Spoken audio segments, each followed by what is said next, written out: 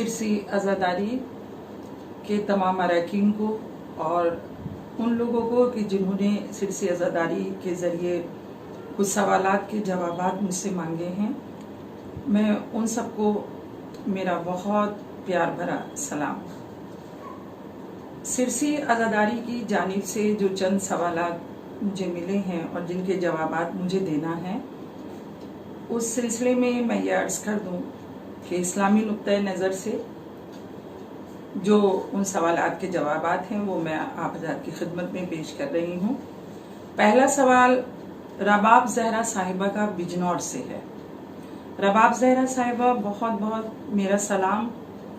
और आपका सवाल है कि हम जब नमाज के लिए वज़ू करते हैं तो उसमें जो नियत करते हैं कि वज़ू करती हूँ मैं वास्ते नमाज के वाजिब क़ुर्बतन इल्लल्लाह। आपने सवाल किया है कि ये भी कहा जाता है कि रात को सोने से पहले भी वज़ू करके सोया जाए।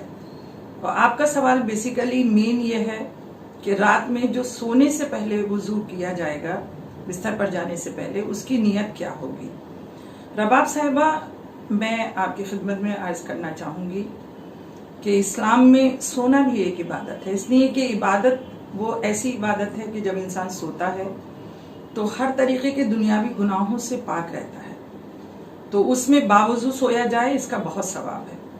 रही बात इसकी कि उसकी नीयत क्या होनी चाहिए, तो मैं आपकी खिदमत में अर्ज़ कर दूं कि जब आप रात में सोने से पहले आप वज़ू करें तो उसमें वाजिब का लफ्ज़ हटा दें और नमाज का लफ्ज़ हटा दें। उसमें सिर्फ ये कह सकती हैं आप कि वज़ू करती हूँ मैं क़ुर्बतन इल्लल्लाह, आपका वज़ू होगा।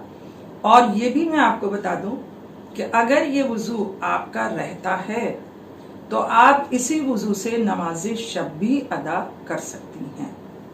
मेरे ख्याल से आप मेरे जवाब से मुतमईन हो गई होंगी। दूसरा सवाल जो मेरे पास आया है वो ये है, जन्नत ज़हरा साहिबा का है। जन्नत ज़हरा साहिबा, अस्सलाम वालेकुम, कैसे हैं आप? आपका सवाल है कि कुरान में जो सजदा है, जहां जहां सजदे का हुक्म है, सजदे को कैसे अदा किया जाए।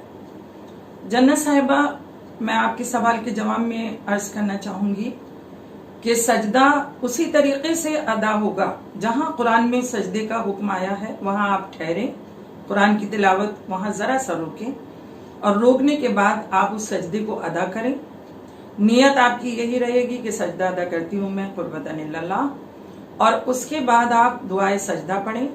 आपके आज़ाए जिस्म जितने नमाज में सजदे के दौरान ज़मीन से लगते हैं, उतने ही आपके आज़ाए जिस्म सजदे में लगना ज़रूरी है। और आप सजदे की दुआ पढ़ें, अगर नहीं तो सुभान अल्लाह भी कह सकती हैं, वो भी काफ़ी है। तीसरा सवाल एक और आया है, दूसरी बहन का है, इसमें उनका नाम ऐड नहीं है, कि जुमे की नमाज के बाद 2 बजे के बाद लेडीज को नमाज पढ़ने का हुक्म क्यों है। मैं इस सवाल के जवाब में कहना चाहूंगी कि ऐसा कुछ नहीं है कि जुमे की नमाज का हुक्म जो है वो लेडीज के लिए 2 बजे की बाद का है, ऐसा कुछ नहीं है। देखिए, ये एहतरामे नमाज जुमा है। मैं आपको बता दूं, अगर आप उस एरिया में रहती हैं जिस एरिया में जुमे की नमाज अदा हो रही है, तो उस नमाज के एहतराम के लिए आप नमाज को जुमे की नमाज के बाद अदा करें। अगर आप उससे पहले भी अदा कर सकती हैं तो उसमें कोई मज़ाक़ नहीं है, आप अदा कर सकती हैं।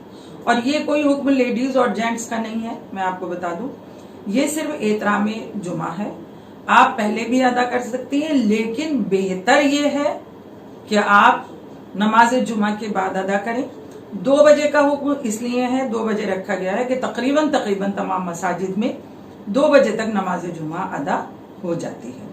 मेरे ख्याल से गालिबन आप मेरे जवाब से मुतमईन हो गई होंगी।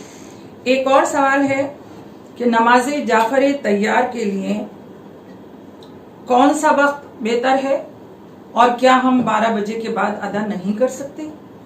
तो इस सवाल के जवाब में भी मैं ये अर्ज करना चाहूंगी कि नमाज जाफर तैयार के लिए हुक्म है कि ज़वाल से पहले अदा कर दी जाए तो बेहतर है, लेकिन ऐसा नहीं है। मुस्तहब नमाजों का अगर वक्त निकल भी जाए तो आप उसके बाद भी अदा कर सकती हैं, ये हुक्म है।